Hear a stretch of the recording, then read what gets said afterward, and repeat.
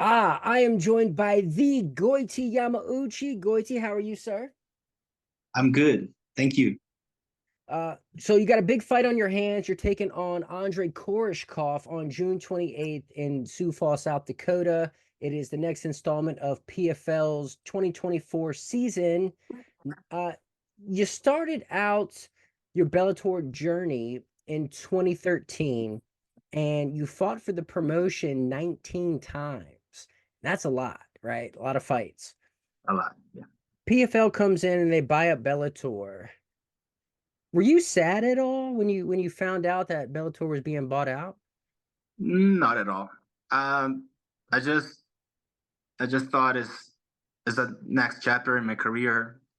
I feel like the Bellator roots will be there. It's not over. It's just a mixing with the other company. Um, there are a lot of Bellator guys working in PFL, so I just feel it's the same thing, much better. Is they're getting better. It's not the same thing, but it's still Bellator, but a better version of Bellator. What has the transition been like for you? Has it been an easy move, kind of rocky, or you don't really notice it, or Really easy, really easy. Nothing changed. The business is the same. We got paid for fight. Of course, a lot of small details, especially I could see in the fight week change, but like I said, I changed for better. I'm really happy with PFL. what would you say are the biggest differences you notice between the two leagues? Mm, biggest difference? Good question. We're still fighting MMA. Rules are the same. I think the level of the fighters. I not of the fighters, but people from Bellator they they're more how can I say people Bellator is more famous. They have more time than PFL, so we have more visibility than PFL. So mixing up the two organizations, we're fighting you guys. We're fighting guys that honestly I never heard about. And these guys, the good thing, these guys are really good. PFL has level. If if you see, they most of them beat the Bellator guys, so they're good. Mhm. They're really good.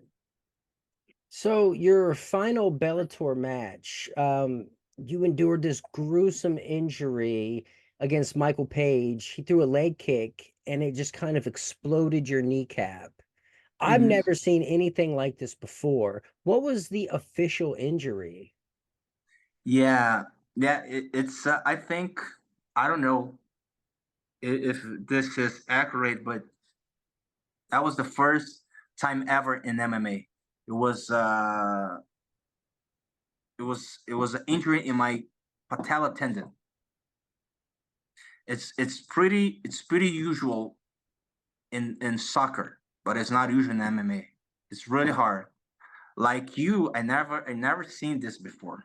It was the first time ever. And the fun thing was I did I did the right movement.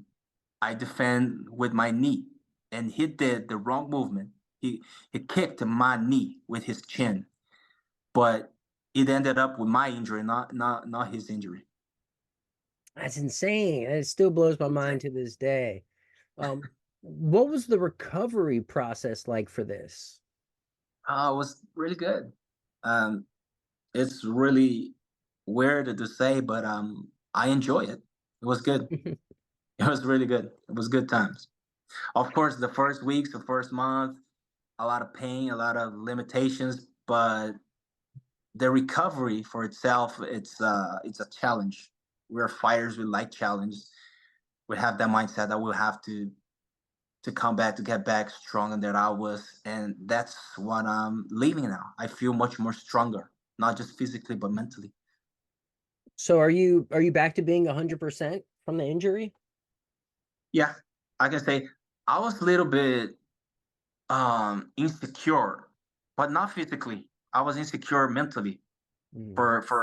from my last fight. And all I needed is that victory Hmm. and that performance. That performance, it looks like my right knee got 80% stronger just Hmm. for to go through this competition.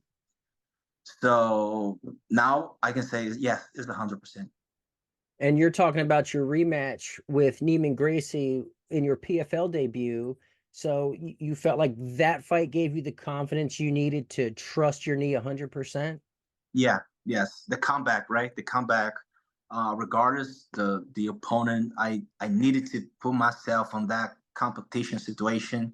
Not even hard sparring. It got close to a competition, so I really need that victory. I really need that fight. And that, like I said, after that fight, I felt my knee looks stronger.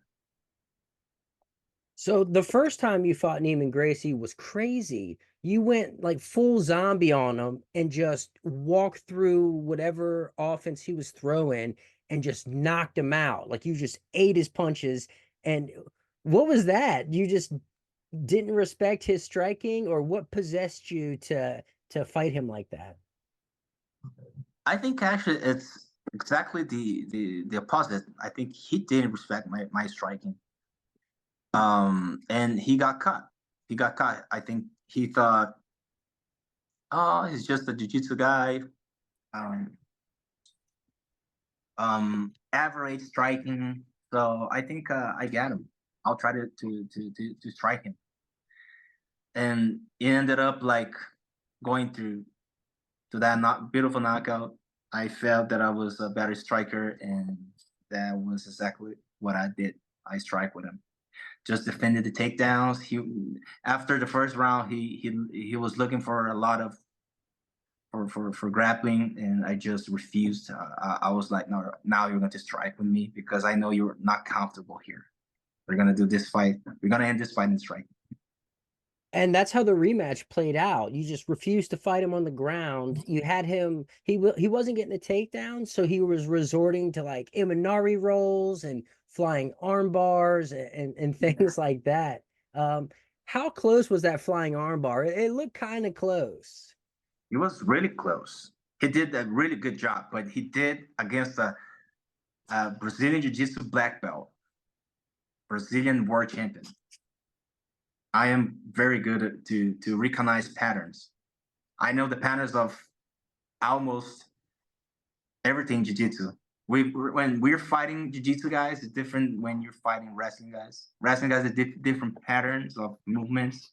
So I kind of felt it. I smell like this guy's gonna try something dangerous, and it's all about patterns. Recognize the patterns. Well, get out, and it was easy to defend.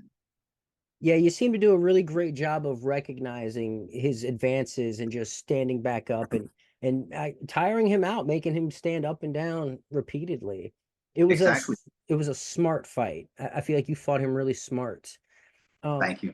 and so for your upcoming fight, Andrey Koreshkov, he's a little bit more well-rounded than Neiman Gracie, former Bellator welterweight champion. Um, when you look at Koreshkov's style, um, what does a smart fight look like against him? Mm, technically speaking, it's hard to say because I think both of us are really complete fighters. All right, it's not like Neiman and Page; they're like specialists in their martial arts. But I think me and Koreshkov were very good in all aspect of the fight. So it's interesting. I see a knockout, second round knockout. Me knock him out in the second round with the no right hand. But it is what it is. Anything can happen in the fight. Um, I can't wait. I can't wait to see what he's going to bring. He's someone who doesn't lose often, but he did lose in his PFL debut. Magomed Umalatov put him on his back for like the whole first round, dropped him in the second round, and then went back to out wrestling him in the third. Um, you think he might be on a decline, or you think he just had an off night, or is Umalatov just that good? I agree with the first option. I agree 100%. I think Koreshkov is not in his prime anymore. I watched this guy since I was since the beginning of the Bellator, since 2013. He was already a tough fighter. But what I was seeing was I was seeing a fighter in their prime, in his prime. And what I'm seeing now, because literally seeing this guy personally, this guy stay in the same room, in the same hotel. What I see is a guy that is not the same. Um, who knows? Just Andrey knows if the fire still burns inside his soul. I don't know, but I will make sure to make him um you know to make him. He's going to make a lot of mistakes, and I will take advantage of it. Especially this that I'm saying to you now, not technically speaking, but if you're going to fight me, if you're going to fight Goiti, you cannot be half of your potential. If you do, you're gonna lose. Yeah, fair enough. I didn't want to say he's on his decline, but there are people out there who feel the same way as you, that it's just his prime is gone now, and the better days are behind him. Yeah, even if it's not true, I will believe it 100% because I'm not just. It's not about him; it's about me. He can be in his prime or declining, but I am getting to my prime, and my prime will be stronger than his prime or his decline for sure. So actually, I'm focused more in my skills, in my mentality, in my in my game. So I think I'm better than him, and I think the time is helping me with this. Speaking of time, so the PFL format, it's a season, right? So just because someone loses doesn't mean they're out of the hunt for the $1 million grand prize. They're still in it. I was Mm-hmm. speaking with Neiman Gracie the other day, and he said he was hoping to see you in the finals. Do you think that's a possibility? Do you think you'll end up seeing him for a trilogy match in the finals? Well, I don't really want it. Sorry, Neiman, I don't want it. I like him, but if we're obligated to fight, of course we do the trilogy. But I'm good. I think a couple fights is it's enough for me. It was really good. And I've, you're up 2-0 anyways, right? So, Yeah, well, real exactly. quick, your former opponent, Michael Venom Page, he's in the UFC now, just made his Mhm. debut, won, and now he's booked to fight Ian Garry, which is an interesting stylistic matchup. What are your thoughts on the way you think that fight's going to go? I don't know Ian very well, but I know Michael. I studied this guy. This guy is Michael is very underrated guy, in my opinion. People should be careful about it. He's a very, very good striker. He's a master in striking. So, and he's getting better on his conditioning, strength, and wrestling. So, yeah, you better watch out. What do you think the chances that MVP makes it to a UFC title shot? Um, Pretty high. Anything, like I said, anything can happen in this sport. We don't know. It's all about how bad Michael wants it. If he really wants to be the champion, I think he can go to the title shot. But but there's a lot of tough competition out there. They're very tough competitions. 100%, 100%. Is there a little piece of you that wants a rematch with him just because of the weird way things ended? Yeah, 100%. I like him. It's not about friendship. It's about business. I think I didn't give him a fight. It was like an accident. It was unfair for both of us. So we need this fight to happen again someday, if necessary. If not, I'm cool. Understandable. Well, you have any sponsors or people that are helping you out on your journey that you want to give a special shout out to? Yes, of course, 100%. They are Brazilian companies. Adega Brazil, O'Neill, my gym, Combat Time, CT. Thank you so much for all the support and help for all these years. Nothing but love. Thank you. And how can people follow you along on your journey? What are your social media outlets? Instagram, Facebook, Twitter, whatever the case.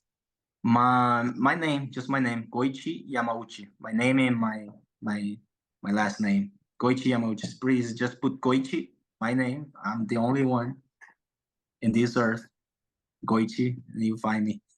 And I promise I'll be more active in my social media. Sometimes, I know I it's part of business. Sometimes we're so focused in training camp and being a father, uh, being a man. We forget sometimes social media stuff. But I promise to all my fans and to all people that wants to watch me that I'll be more active. Big Val promise.